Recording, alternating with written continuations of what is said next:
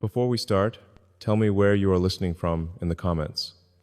Maybe you are someone who thinks successful people live charmed lives, protected from real danger. Maybe you assume that having wealth and private jets eliminates the risks that ordinary people face.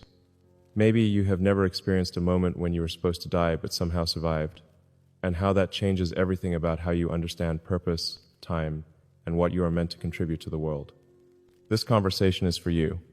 I want to tell you about the day I should have died. The day when mechanical failure, human error, and pure chance combined in ways that should have killed everyone on board a small aircraft flying over the Mojave Desert. A day that changed my understanding of mortality, destiny, and the possibility that some lives are protected for reasons that extend beyond luck or coincidence. This was not about business risks, or financial losses, or any of the calculated dangers that come with building companies and pursuing ambitious projects. This was about facing actual death, accepting that I was going to die, and then somehow surviving an experience that should have been impossible to survive. Today, I want to share the story because I believe many people take their continued existence for granted, never fully grasping how fragile life is or how quickly everything can change. But I also want to share what happened after I survived, because sometimes near-death experiences provide clarity about purpose and priorities that cannot be gained any other way.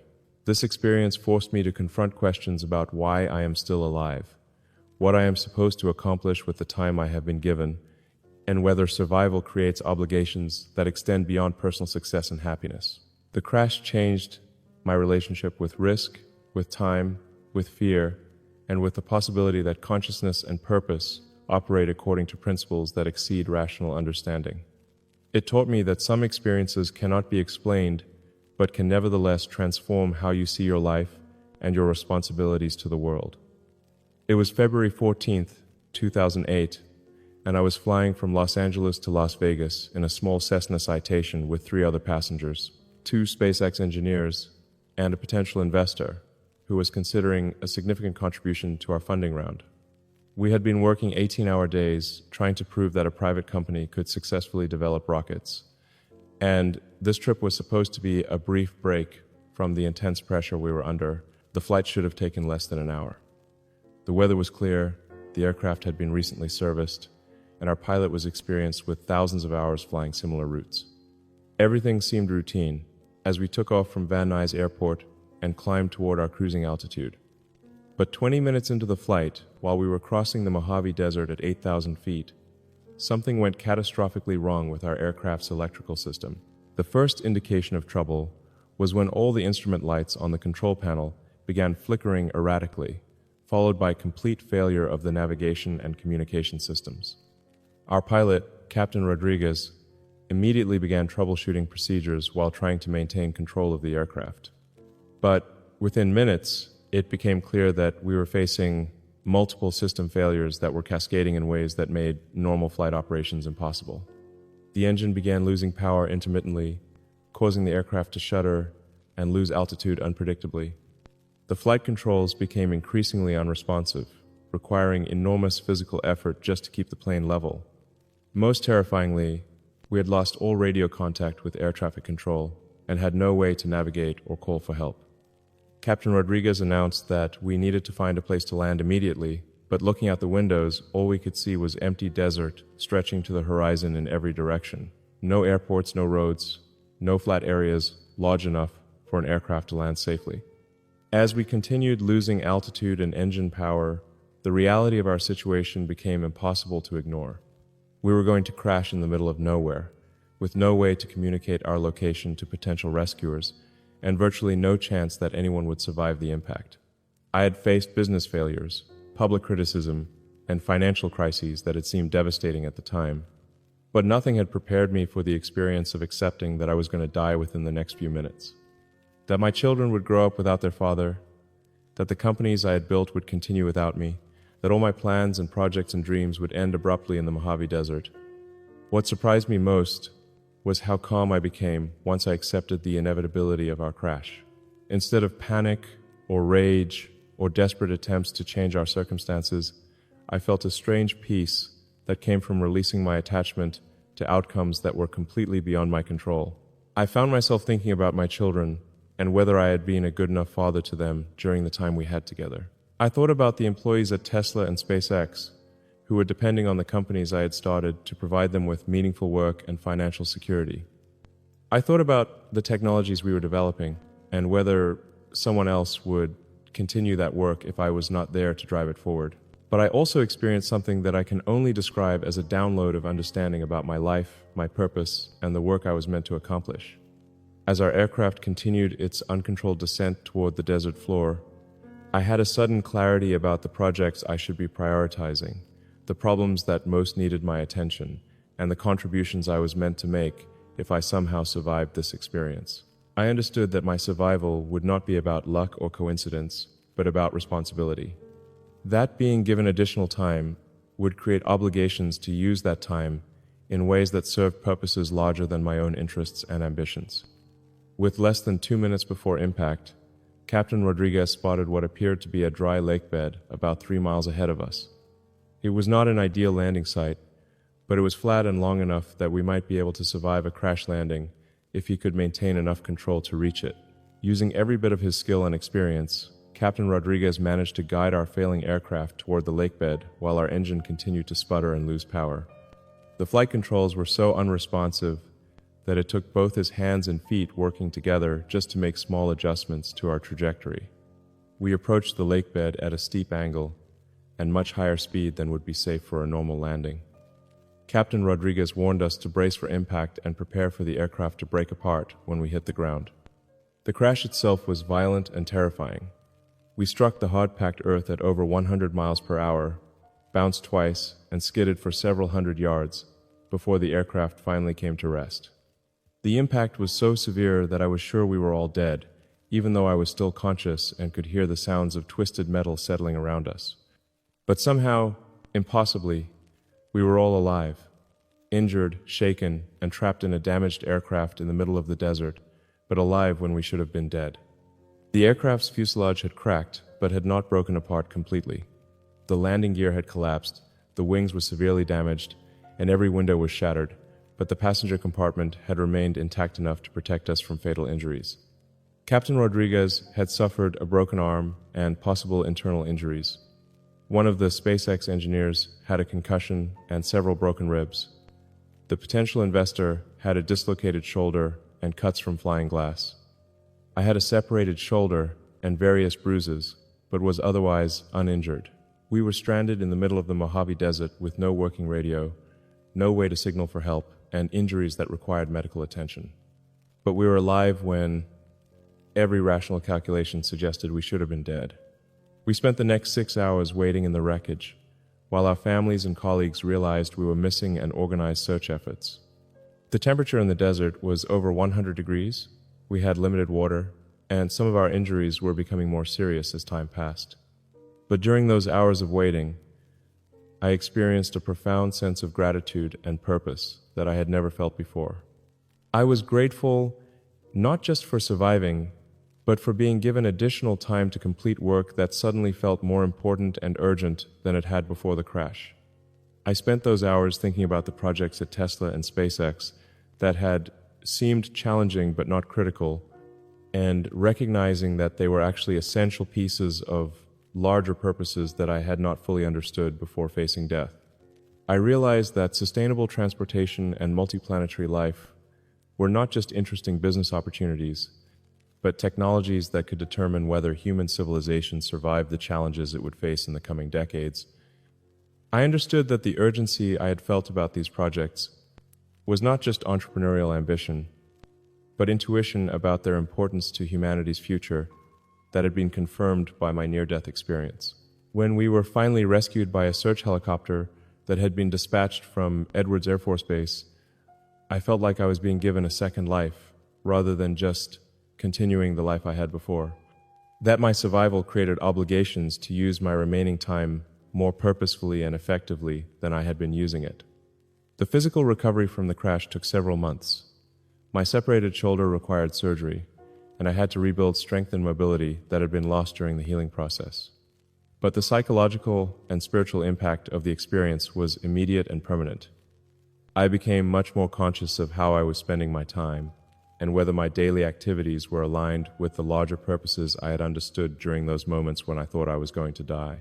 I started making decisions based on long-term significance rather than short-term profitability or convenience. I began prioritizing projects that could have meaningful impact on important problems, even when those projects seemed risky or difficult. Most importantly, I developed a different relationship with failure and setbacks. Having faced actual death and survived, business challenges and public criticism seemed much less threatening. I became more willing to take risks and pursue ambitious goals because I had learned that the worst possible outcome, death, was something I could face with peace and acceptance. The crash also changed my understanding of time and urgency. Before the accident, I had operated with the assumption that I would have decades to accomplish my goals and that there was always time to delay difficult decisions or postpone important projects. After the crash, I became acutely aware that time is limited and unpredictable, that opportunities can disappear without warning, and that delaying important work because it seems challenging or risky is actually the greatest risk of all. I started working with increased intensity and focus, not because I was anxious about death, but because I was grateful for the time I had been given and wanted to use it as effectively as possible. The experience also gave me a different perspective on legacy and what it means to leave something meaningful behind. Before the crash, I had thought about success primarily in terms of personal achievement and financial outcomes. After the crash, I began thinking about success in terms of contribution to problems that would still matter long after I was gone. Technologies that could help humanity become a multiplanetary species, transportation systems that could reduce environmental damage, innovations that could improve life for people I would never meet. This shift in perspective made work more meaningful and satisfying, but it also created pressure to accomplish more in less time. I became impatient with activities that did not serve larger purposes and more demanding of myself and others when it came to execution and results. The crash had one more unexpected consequence. It made me more open to the possibility that consciousness and purpose operate according to principles that exceed rational understanding. The fact that we survived an accident that should have killed us, that Captain Rodriguez was able to maintain enough control to reach the lakebed despite multiple system failures, that the aircraft held together just enough to protect us during impact, seemed like more than coincidence. I began to consider the possibility that some lives are protected because they have work to complete, that survival sometimes creates obligations rather than just providing relief, and that near-death experiences can provide guidance about purpose that is not available through ordinary consciousness. This does not mean I believe in supernatural intervention or predetermined destiny, but it does mean I am more open to the possibility that reality includes dimensions of meaning and purpose that exceed what materialist science currently acknowledges. The crash taught me that survival is not guaranteed, that life can end without warning, and that the time we have is both precious and uncertain. But it also taught me that facing death can provide clarity about life, that accepting mortality can reduce fear about failure, and that understanding how quickly everything can change can motivate you to use your time more purposefully. 17 years after the crash, I still think about that day regularly, not because I am traumatized by the experience, but because it provides perspective on current challenges and guidance about priorities. When I am struggling with difficult decisions or feeling overwhelmed by the scope of problems I am trying to solve, I remember the clarity I felt during those moments when I thought I was going to die. I remember the understanding I had about which projects really mattered and why urgent action was necessary. When I am facing criticism or setbacks that feel discouraging, I remember that I have already faced the worst possible outcome and discovered that it was something I could accept with peace. That knowledge makes other challenges feel manageable by comparison. When I am tempted to delay important work because it seems too difficult or risky, I remember that time is limited and unpredictable, and that the greatest risk is not taking action when action is needed. The crash changed everything about how I understand my relationship with time, risk, and purpose. It taught me that survival can be a form of responsibility, that additional time should be used thoughtfully, and that facing mortality can reduce fear about everything else. I was supposed to die in that plane crash in the Mojave Desert in February 2008. The fact that I did not die that all four of us survived an accident that should have been fatal feels like more than luck or coincidence. It feels like being given additional time to complete work that matters, to contribute to solutions for problems that could affect humanity's future, and to use whatever capabilities I have been given in ways that justify the survival I should not have experienced. That sense of borrowed time has made every day since the crash feel more urgent and more precious.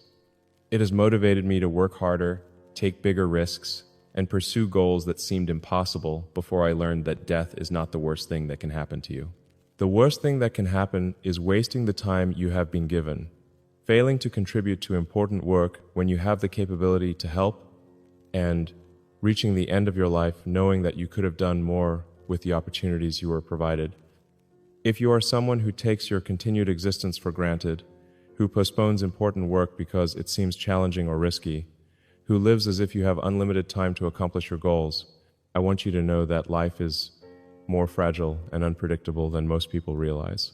But I also want you to know that understanding mortality can be liberating rather than frightening, that accepting the uncertainty of life can motivate you to use your time more purposefully, that facing your own death, whether literally or imaginatively, can provide clarity about what really matters and what work deserves your attention. Sometimes the most important insights come not from success or achievement, but from moments when everything you think you control is suddenly taken away from you. Sometimes survival teaches you more about life than comfort ever could. Sometimes being given additional time feels like being given additional responsibility, not just to enjoy your life, but to contribute something meaningful to the world while you have the opportunity to do so.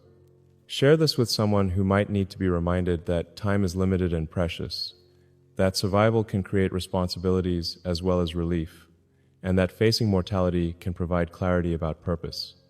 Subscribe if these conversations help you think about how to use your time more intentionally. And remember, none of us know how much time we have or when our opportunities to contribute might end. The question is not whether you will face mortality, but whether you will use the time you have been given in ways that justify the gift of your continued existence.